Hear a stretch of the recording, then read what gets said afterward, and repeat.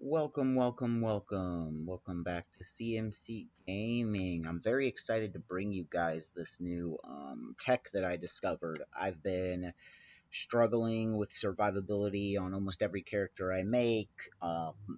It every time there's a good survival tech, the it gets spoiled, and then there's a cost influx that just makes it out of reach.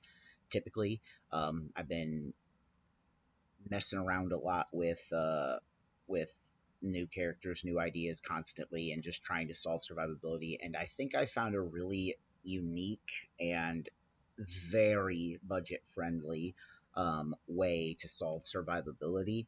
Um, it I've only tested this up to T15 mid juiced maps.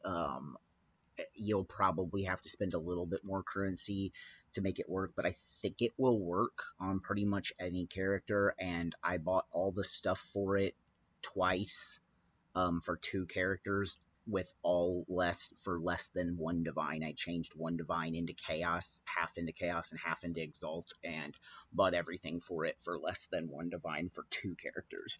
And the prices are going to vary because the league is starting to deteriorate, the economy is starting to like fall apart. But anyway, I just want to get into this tech.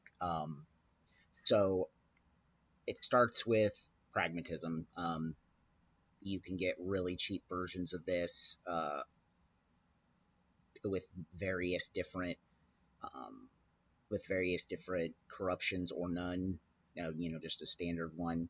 Uh, the These aren't necessary. I just added these for a little extra, which I actually think this tech on its own is just getting a 3 socket armor and doing one of each element is a pretty solid survivability upgrade for any build. So we'll start there, but that isn't necessary because I believe when I bought this one for for a few chaos that the only other 3 socket ones on the market were one div.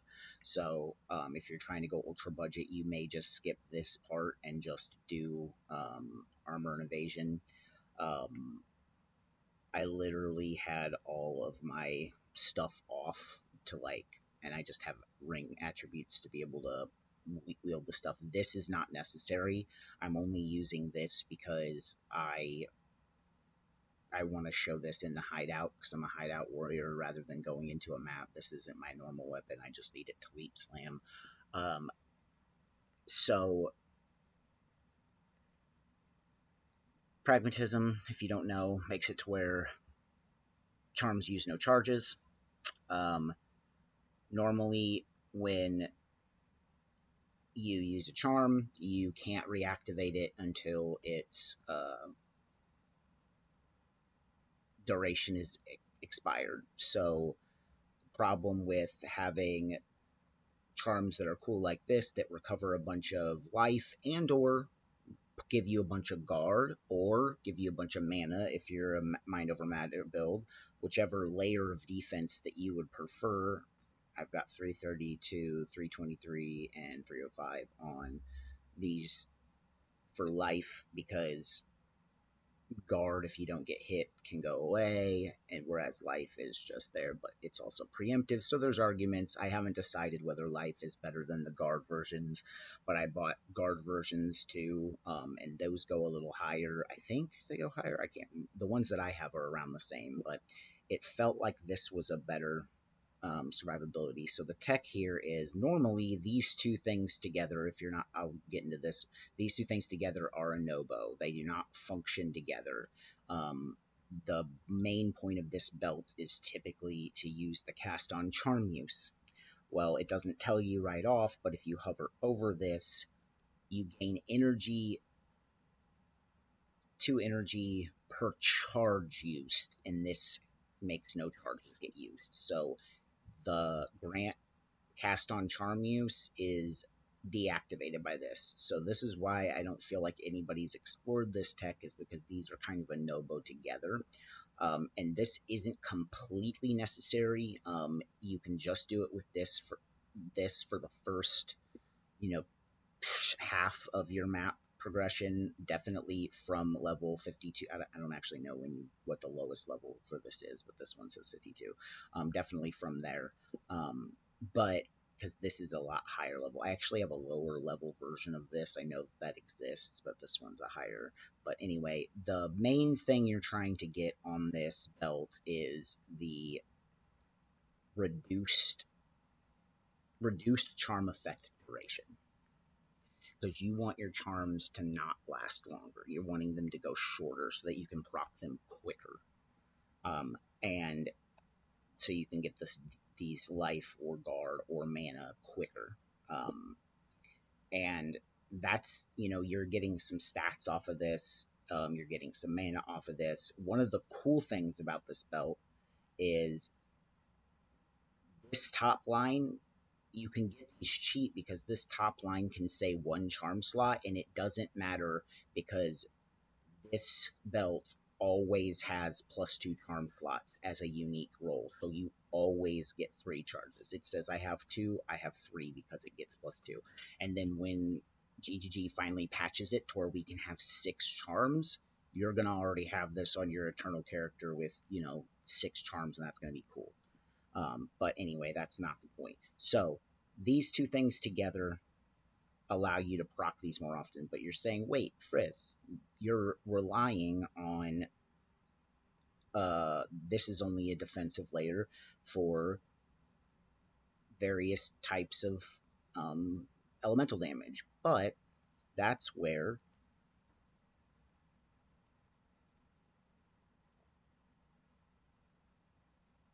Catalyst comes in. 5% of physical damage taken from hits is taken from a random element. So it's going to pick, when you get hit with physical, which a lot of things out there are physical more so than elemental by a large margin, and then things that are elemental, if they're not spells, usually do a percentage of physical. So I'd say over half of the things that are going to take your life away are, I know that might not be right, but a lot of the things that are taking your life away are going to be either physical or they're going to be elemental. Chaos is the only exception, and if you are using, some, you have a couple options if you want to solve chaos completely. Obviously, you can just go chaos inoculation and then use the guard version. And that is something I'm doing on another character, and that's really cool. It works really well because you're way more tanky because you don't have to worry about chaos. But if you're like me, I just don't care about that, and with all my gear on, I have chaos cap typically, and that's usually enough. If you're smart and avoid purple, then you don't die to chaos, and it's a lot harder to die to chaos now because they finally nerfed volatile plants.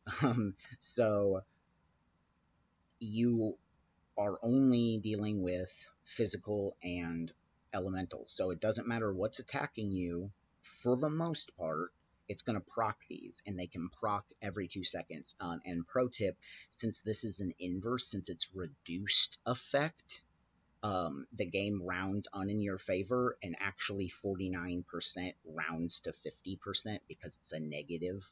So they're rounding technically down, or anyway, it rounds to 50. So this makes all these charms proc only 2 seconds. And you're talking about 300 every 2 seconds. But the thing with it is that if you're fighting the same element, or if you're fighting physical, you are going to proc it more often. And the reason I have this helmet on is because this does physical damage. This is also a tech that you could utilize if you're unaware about it. Take 89% of your mana costs as physical damage. So when I do physical damage, I proc a charm. When I do physical damage, when I use mana, I take physical damage, I proc a charm. That's why I'm running that helmet, just to show you this instead of going to a map or whatever. And so the cool thing is I can, and I'm not even attacking fast, but you can see how if you're lucky, shoot, you can proc 3 in a second. if you're attacking fast, like I do this tech on an Amazon, and I'm attacking, 5 attacks per second. Like there's just 3 going like almost all the time, and I'm not using pragmatism on that. I'm using the Amazon, or not Amazon. Why did I even say Amazon? Ritualist thing where it eats mana, and it's a whole thing, but it's pretty cool too. Um, because without pragmatism, this tech is very cool if you can solve the 25% mana instead of charge issue, because then you actually use the charge. Oh no, you don't. That's right. You don't still use the charge, but you can proc this a couple. You can proc this like what 6 times typically, depending on what charms you're using. You can proc this like 6 times before it essentially goes on cooldown until you kill enough people with that tech. But anyway, that's a whole another thing. This is basically the tech: is you get this, no charms used, get this, reduce the charm, get one of each type, and then you either path to this, anoint this, don't anoint this. It's expensive. It's very expensive, so don't do that. But there were um, there were some what are they? Megalomaniacs with this for chaos. The last time I looked, I think they were like 10 chaos, 10, 15 chaos, 10 and 15 chaos, and then ones for a couple, one divine, one divine, one divine. There were more than a viewable page at the moment of ones that were attainable for a divine or less. I did not count that when I said I did 2 characters for less than a divine, because I'm able to easily path to this on both of the characters without much effort. And so I save the jewels and anoints for something else. However, if you're just trying to use this setup and you're not super budget concerned, then you could anoint it, or you could buy a really good uh, megalomaniac for it. So those are options, but you definitely want this. There is another way to do it with using this and then using all chaos charms. Um, but then when you take physical damage, you don't have it. If you're using a ritualist, you can use Cloak of Flame and get the same effect. Um, and then they're all the same, but that's the answer there. If you're going to use this helmet, though, to proc this situation so that you're just procking it no matter what, so that, like, if you're using the guard version and you're just always trying to have the guard up, do note that you will have to not have a ton of armor, because this damage that you are taking is going through your defensive layers. So you can see what I didn't actually look. 63. Okay, well, that's actually a lot. But when I have all my gear on, I take 1 damage, and I literally have to take off my gloves. Otherwise, I do it, and I don't actually proc this, because this is 10% physical reduction, and it goes on top of my armor, and it makes it like over 80%. I think with a high roll of this takes 89% or above. I think the threshold to be able to self-harm yourself is around 75% armor. That's where it switched for me. I had 76 with my gloves on. I took my gloves off, and I had 75. I had 81 or something like that with all my gear on, and then I could get down just by taking my gloves. I can't remember. Either way, 76. What under that percentage if you're wanting to do the self-harm version. And if you haven't seen this tech before, like these 3 items for proccing the um, the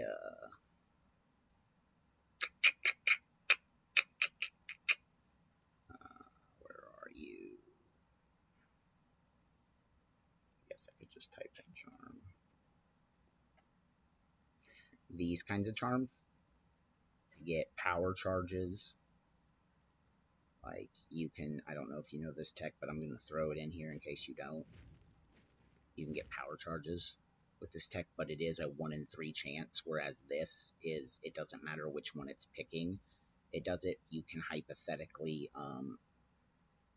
the other one that's really cool is the one that does rage, and then you use the rage force gloves. So if you have those on, and this tech is a little overdated. I think I saw Belton using it the first time, and I used it on a ritualist, and it was pretty fun. It's just a lot of moving parts to take away from your build. Oh, I forgot that they go here now. So yeah.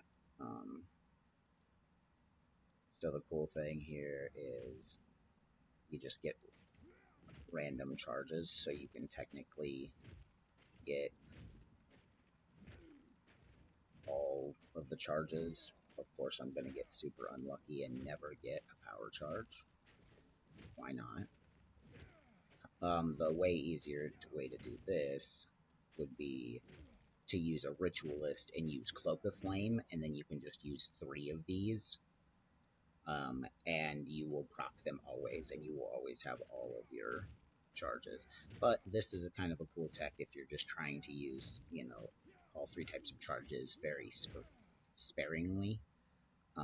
Pretty cool tech that is a thing. What it does is this gives you max rage, and then this says when you have max rage, you lose all rage and get 2 random charges. This can roll 3 or 4 charges, 3.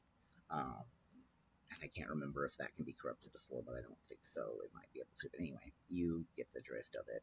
But anyway, I went from just struggling in my tier 15 maps to doing them very comfortably. I will say that I use Holy Descent on my Leap Slam, and I don't have any, like, if I put on my shield and use Life Tap, I don't have any life regeneration at all, typically.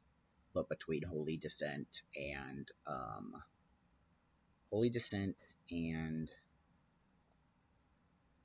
Energy Barrier with less than 500, Energy Barrier, Holy Descent on Leap Slam with that tech, and I can be pretty much naked and still, if I can pull that stuff off, I can survive in a T15 map fairly comfortably. And so that's what I'm sending to you guys. I just wanted to put it out there while there was still some time in the season, and you guys are testing. If you're like me and you're testing build after build after build after build, you're at 400 gold like I am. You're at low resources, and you're trying to make characters survive. This is a possible way to do it. So if you're new here, please like and subscribe. I'm just now starting to get back into doing this. I'm actually having a lot of fun on PoE 1, so this might be my last PoE 2 video for a minute, but I go back and forth a lot when I get ideas, so I won't say that for sure, but either way, I'm looking forward to seeing you guys in the next one. If you guys have any questions about this, hit me up in the comments, or just, I think my email might be on there.